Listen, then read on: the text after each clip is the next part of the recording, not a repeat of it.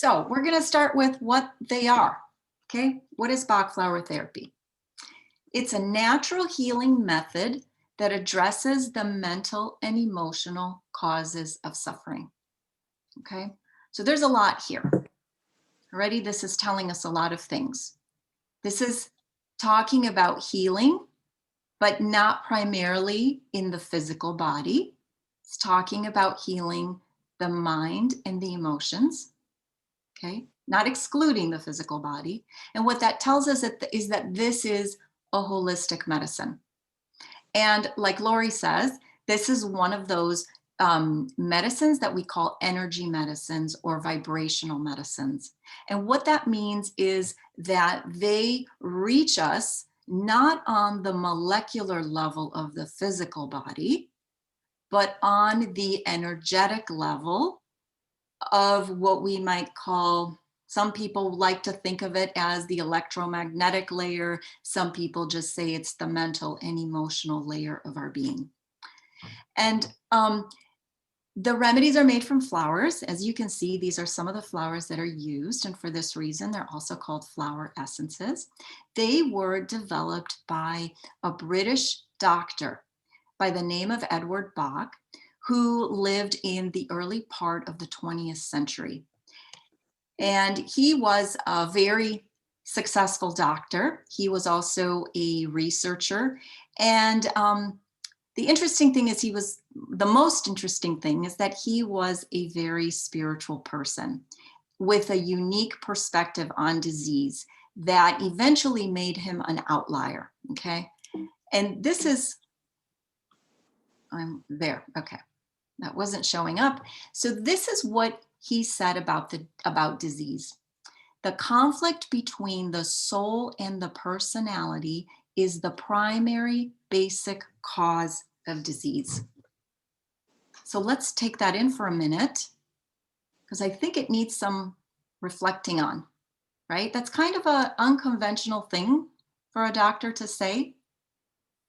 Does anybody have a sense for what this might mean?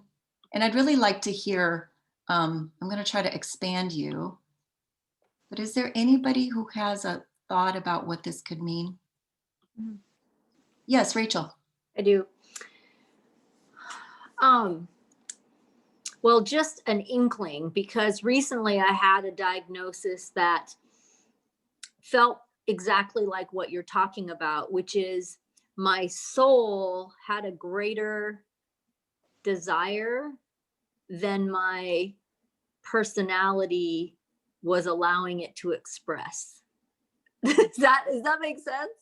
I mean, and I felt like the disease that manifested was something saying, like, it was like my soul knocking, kind of from the inside out, saying, hello, you're not paying attention to me. And that's the disease, right? So beautiful. Thank you so much for sharing that. That's so powerful. It's such a powerful insight. Yeah. I think this is exactly what Bach meant, right? We have the small ego part of ourselves that's going through daily life in this world. And then there's our potential, this like our divine blueprint, right? And are we aligning with that potential? Are we on the path of the soul, or are we on the path of the limited personality? So thank you, Rachel. That was really beautiful. So how do we know, according to Bach, that we are having a conflict between the personality and the soul? He would say that it's whenever we get caught in the negative thoughts, beliefs, and emotions that are keeping us from living our full potential. And that means anger, fear, guilt, insecurity, anxiety, jealousy, all the things, right, that bring us suffering and that keep us from being who we truly are.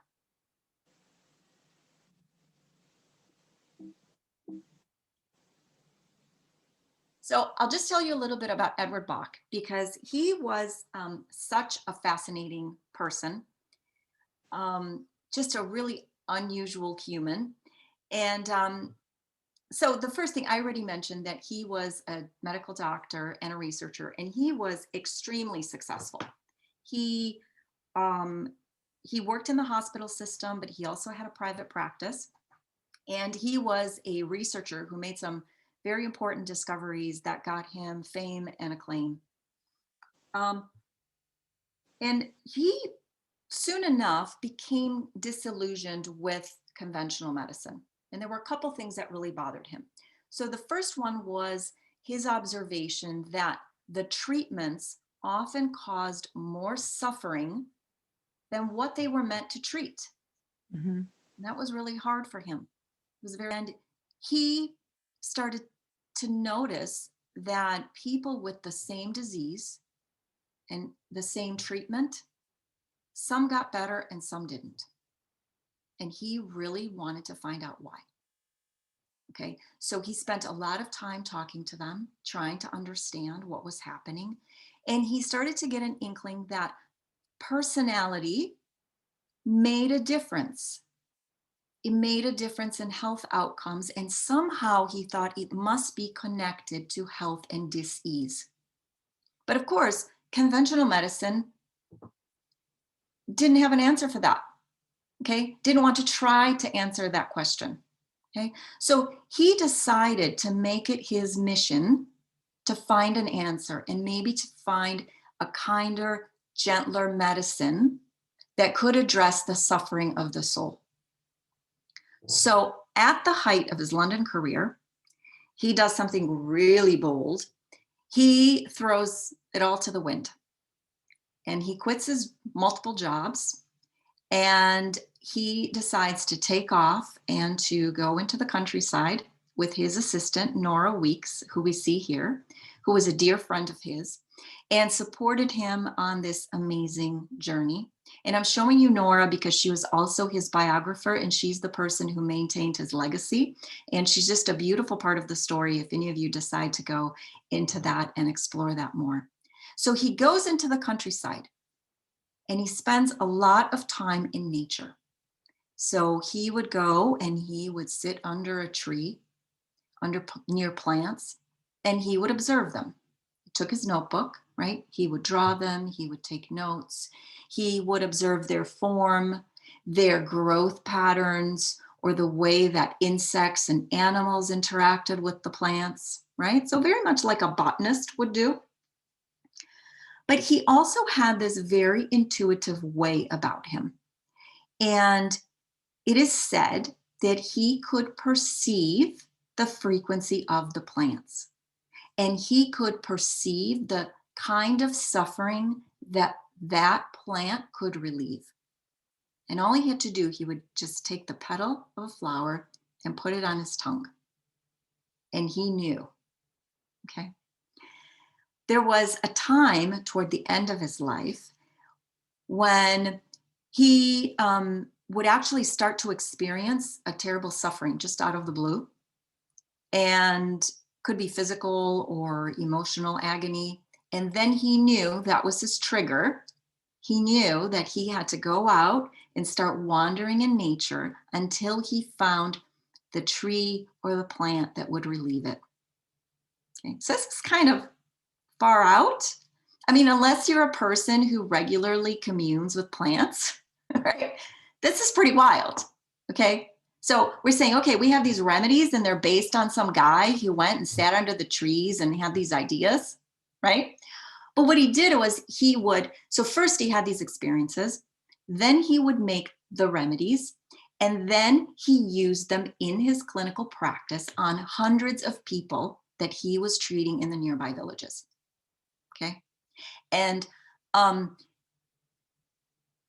since then, we have a lot of clinical data. We have close to 100 years of clinical experience from holistic doctors, psychotherapists, regular, other Bach practitioners who have confirmed that what Bach said these remedies were for, that's what they're for. That's what they work on, right?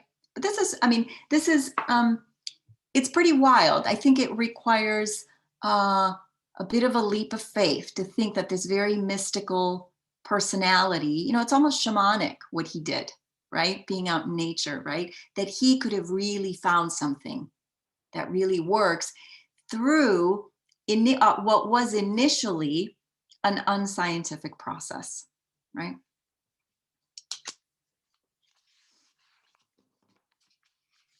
So let's get down to the details. So what are these remedies? So you're looking here at a complete kit of remedies. That's 38 individual remedies and rescue remedy.